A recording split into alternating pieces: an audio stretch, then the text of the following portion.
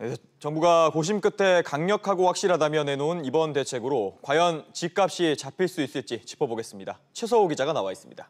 최 기자, 네. 이번 대책에도 이제 세금을 더 물리고 돈줄을 더 조이겠다라는 게 핵심인데 이전 대책과는 어떤 것들이 좀 달라졌습니까? 네, 기본 방향은 크게 달라진 건 없는데 강도가 훨씬 강해졌고 또 규제 대상, 범위가 훨씬 넓어졌습니다. 예. 이 종부세 같은 경우 이제 세율만 강화한 게 아니라 이 다주택자의 세부담 상한선을 높여서 실제로 체감되는 세부담을 높이겠다는 전략이거든요. 예. 그동안 여러 차례 뭐 세부담 강화하겠다고 예고를 여러 차례 했는데도 불구하고 시장에선 뭐 집값 오르는 거에 비해서는 뭐 세부담 별거 아니다라는 반응이 나오자 이런 부분을 의식한 조치로 풀이가 됩니다. 그리고 기존에 이제 3주택자에게 주로 맞춰져 있던 이 종부세 강화 그 대상을 2주택뿐 아니라 이른바 그 똘똘한 한 채라고 하는 1주택자까지 확대한 점도 눈에 띕니다.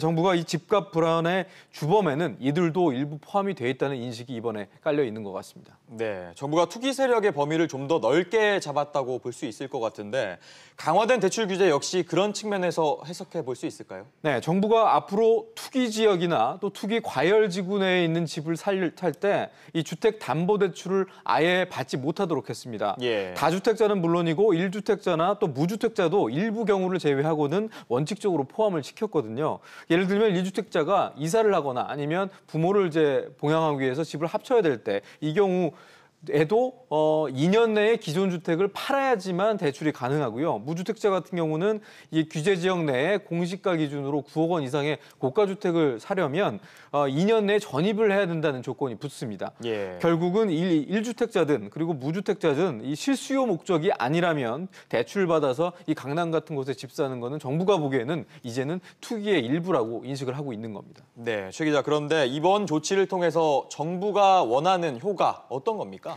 1차적으로는 추가적인 투기 수요를 차단하는 데 있습니다. 예.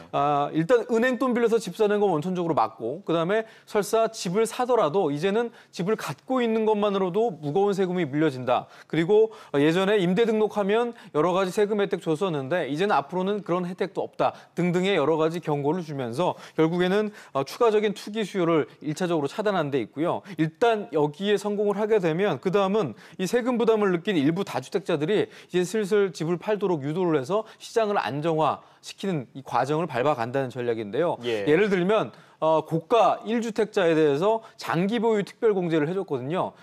아무리 비싼 집을 한 채 갖고 있어도 오래 보유하고 있으면 그동안은 이제 양도세 같은 걸 많이 깎아줬는데 예. 이제는 보유하는 것만으로는 안 되고 실제로 거주를 해야 되는 요건을 이번에 추가시켰는데 이들이 만약 실수요자가 아니고요. 그러니까 예를 들어서 강남 같은 곳에 집을 사놓고 실제 거주는 딴 데 하고 있는데 뭐 오랫동안 갖고 있으면 집값이 오를 것을 기대하고 이제 실수요자가 아닌 투기 수요라면 이제 이들도 집을 팔게 되는 상황이 됐다는 겁니다. 예. 정부가 내놓은 오늘 대책의 여러 가지 효과들이 실제로 시장에 구현이 되기 위해서는 실효성 있는 공급 대책이 좀 뒷받침돼야 되는데 오는 21일 그 발표 예정에 있는 공급 대책에서 그러한 내용이 담길지는 좀 더 두고 봐야 될 것 같습니다. 네, 그렇군요. 최 기자 이야기 잘 들었습니다.